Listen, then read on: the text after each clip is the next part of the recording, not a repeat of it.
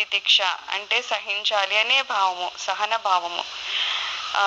సమము దమ్ అయిపోయాయి, తర్వాత ఏం మిగిలింది? తితిక్ష ఉంది. అంటే కాస్త సహించడం కూడా నేర్చుకోవాలి అని చెప్తారు.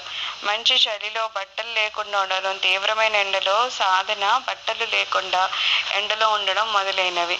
మనం కొంతమంది యోగులను చూస్తాం కదా, అంత చలిలో కూడా వాళ్ళు ఒక చిన్న గోషి పెట్టుకొని ఉంటారు, లేకపోతే ఆ ఎండల్లో కూడా ఏమీ మనలాగా ఏ చెట్టు కింద ఉండాలో లేకపోతే ఏమన్నా ఇళ్లలో ఉండాలి అలా ఏముండదు. అంత ఎండలోనూ పాపం అలానే కూర్చుని ఉంటారు.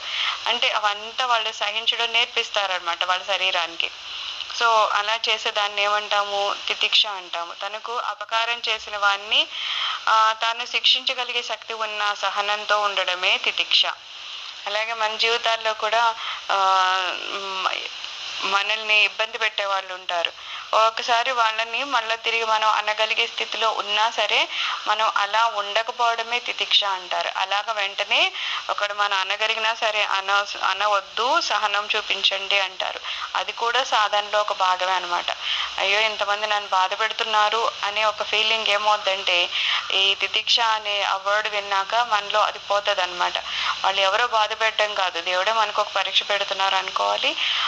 మనం అక్కడ సహనం వహిస్తే కనుక ఖచ్చితంగా దాని రిజల్ట్ వస్తుంది. ఈ రోజు రేపు రాకపోవచ్చు కానీ ఖచ్చితంగా కొన్నిసార్లు 10 సంవత్సరాల తర్వాతనే రిజల్ట్ వస్తుంది.